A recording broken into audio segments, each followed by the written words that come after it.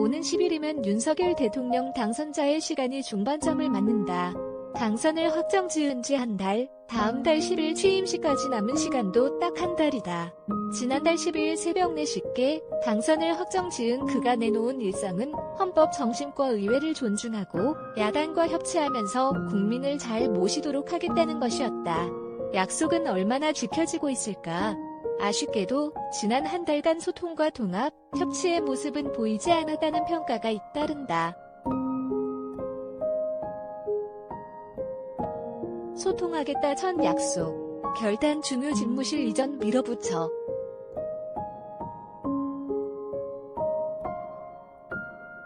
윤 당선자는 지난달 10일 새벽 당선을 확정지은 뒤 찾은 국회 개표 상황실에서 국민들의 목소리를 어떻게 경청해야 하는지 많은 것들을 배운 시간이었다고 대선 과정을 평가했다.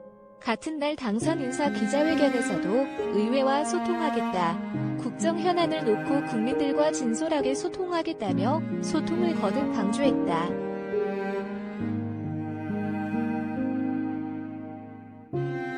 그러나 당선 뒤 첫 현안으로 떠오른 대통령 집무실 이전과 관련해서는 국민 여론 수렴이나 합의 절차 없이 독단적 결정을 밀어붙이는 모습만 보였다.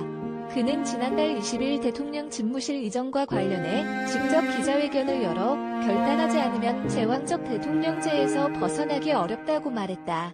대통령 집무실 이전 반대 여론이 과반인 점에 대해서도 여론조사 결과 등을 따르는 것보다 정부를 담당할 사람의 철학과 결단도 중요하다고 본다고 선을 그었다. 탈청와대의 이유였던 국민 소통에는 물음표가 붙게 된 상황이다. 통합의 정치 강조, 다양성 실종, 능력주의만 부각.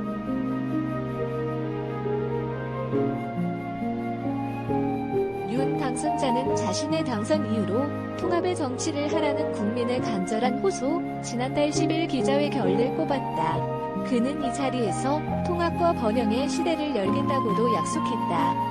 그러나 인소위 내부에서조차 통합하지 못하는 모습이 여러 차례 드러나면서 이런 약속은 빛이 바랜 모습이다. 인소위 내 국민통합위원회 정치부과 위원장을 맡았던 김태일 장은태 총장이 윤 당선자의 여성가족부 폐지 공약을 비판한 사실이 알려진 뒤 내부 반발을 이기지 못하고 사의를 표한 것이 대표적이다.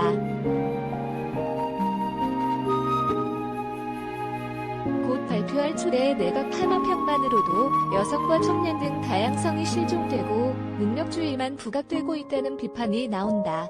장제원 당선자 비서실장은 7일 기자들과 만나 일을 잘해서 성과를 내는 것이 국민 통합에 도움이 되는 것이라며 세대, 지역, 성별을 따지기 보다는 성과를 낼 수 있는 팀워크 방안으로 내각을 구상 중이라고 밝혔다. 당 안팎에선 0.73%포인트 차이로 승부가 엇갈린 만큼 대선 뒤 윤 당선자가 직접 국민통합을 어젠다로 띄우고 상대당 지지층을 아우르는 모습을 보여셔야 한다는 목소리가 적지 않다. 협치하겠다더니 우선순위 된 당심 장악 행보.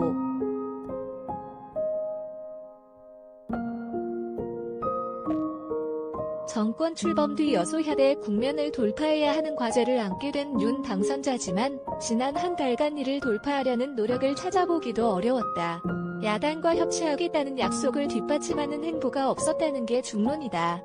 윤 당선자는 당내 의원들과 점심을 함께하며 당심 장악 행보를 이어가고 있지만 공개된 오찬 회동 명단에는 상대 정당 인사가 없고 접점을 만들려는 시도 또한 보이지 않았다는 게 대표적이다.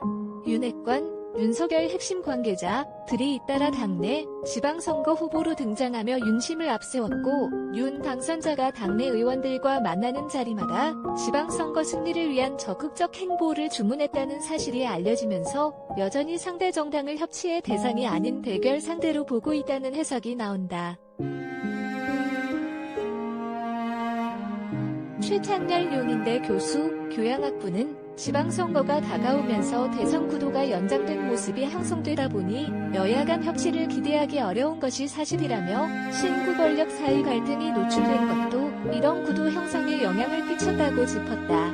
지병근 조선대 교수, 정치외 교학은 선고 뒤 국방부 이전 계획을 밝히고 갈등의 축이 되면서 협치나 소통과 관련한 우려와 의구심을 해소하지 못했다며 새 정부를 어떻게 이끌 것인지 정책을 어떻게 펼칠 것인지 방향성도 보여주지 못하면서 새 정부에 대한 기대감을 가질 만한 근거가 마련되지 않은 상황이라고 꼬집었다.